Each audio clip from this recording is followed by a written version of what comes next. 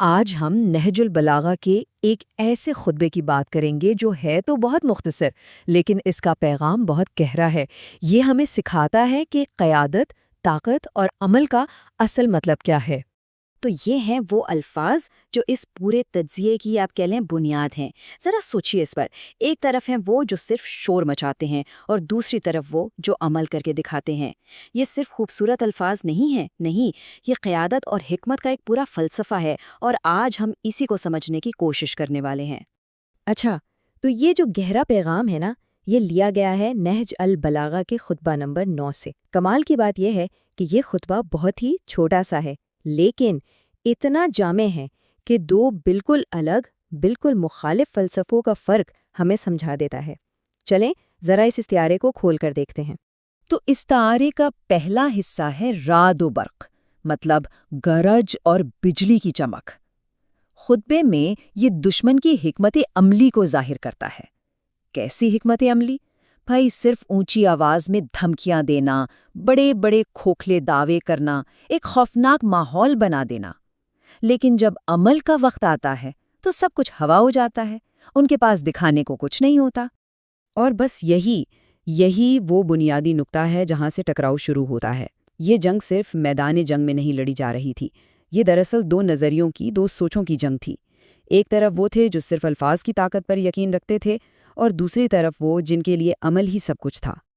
اب یہاں دیکھیں تو یہ فرق بالکل صاف نظر آتا ہے۔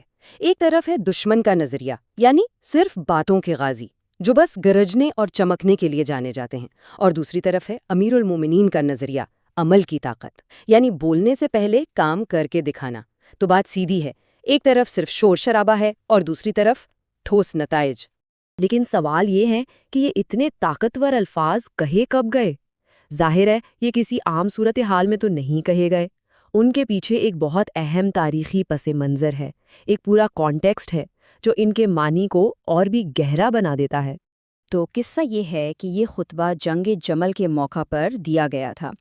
جنگ شروع ہونے سے پہلے مخالف فوج نے خوب شور مچایا، بڑے بڑے دعوے کیے، دھمکیاں دیں، بالکل اسی طرح جیسے بادل گرجتے اور بجلی چمکتی ہے۔ لیکن جب میدان میں اترنے کا، عمل کا وقت آیا تو وہ ٹھہر نہیں پائے، اور اس طرح اس خطبے کی بات حرف بحرف سچ ثابت ہو گئی۔ تو اس کا مطلب کیا ہوا؟ مطلب یہ کہ یہ خطبہ سیدھا سیدھا ایک جواب تھا۔ کس چیز کا جواب؟ مخالفین کے جھوٹے وعدوں کا، ان کے کھوکھلے دعووں کا۔ یہ اس بات پر ایک واضح تبصرہ تھا کہ ان کے قول اور فعل میں کتنا بڑا تضاد ہے۔ اچھا، تو اب جب ہم اس کا تاریخی پس منظر سمجھ گئے ہیں تو چلیں اب اس خطبے کے اصل پیغام، اس کی حکمت کی طرف بڑھتے ہیں۔ وہ سبق جو صرف اس وقت کے لیے نہیں تھے بلکہ آج بھی ہمارے لیے اتنے ہی اہم ہیں۔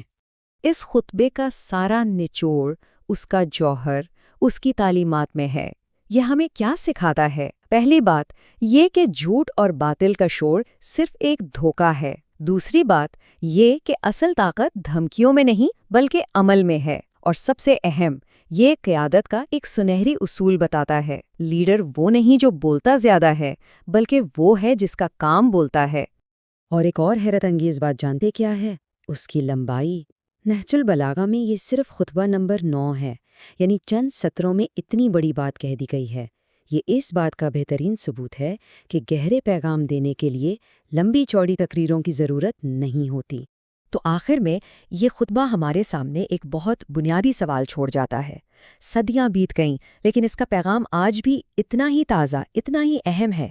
تو اس پر ضرور سوچیے گا کہ الفاظ اور اعمال کی اس کشمکش میں اصل طاقت آخر کس چیز میں چھپی ہے۔